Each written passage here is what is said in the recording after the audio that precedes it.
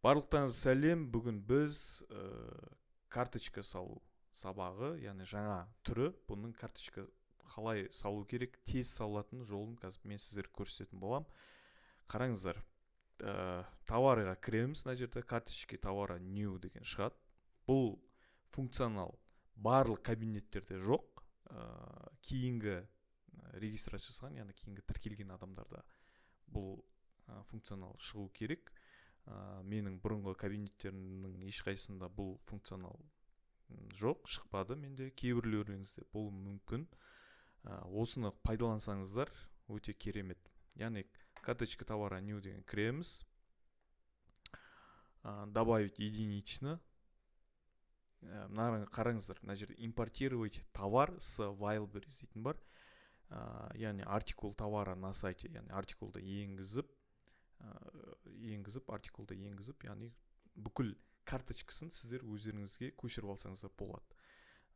Бұл функционал өте ыңғайлы әрі уақытты үнемдейтін функционал. Кез келген карточканы кірейік, мысалға сіздерге бір товар ұнап қалды дейікші. Мысалға кез келген товар бір товар ұнап қалды дейікші. Қараңыздар, мына жерде фрутоняняны жаңа көрдім мен. Мысалға мынаны алайық. Қараңыздар, кез келген товарды аласыздар. Мына жерде артикул дейтін бар. Копировать. Мына жерге ставить пюре из говядины дейді. Мынаны басамыз. Мына жерде барлық бүкіл нелерін, яғни описание деп айтады орысша. Описание, яғни сипаттамасын барлығын көшіріп алды мына жерде.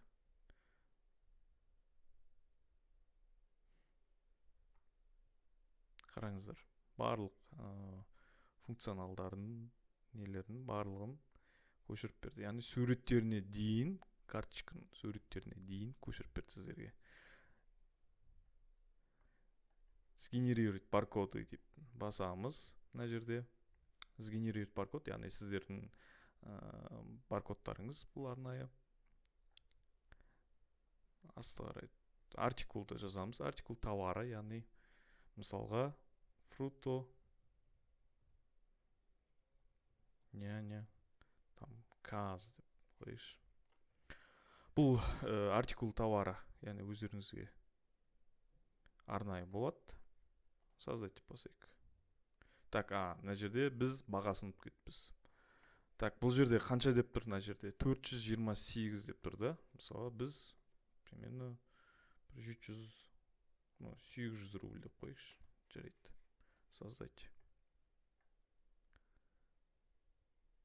Так, мына жерде создание карточек товара дейді. Мына жерде обновить еткен кезде созданныйда тұрған жоқ, с ошибками тұр екен. Бір жерде біз қателеспіз. Так, қандай? Значение характеристики, энергетическая ценность, калорий на 100 грамм должно быть числом дейді. Исправить. Так, мына жерде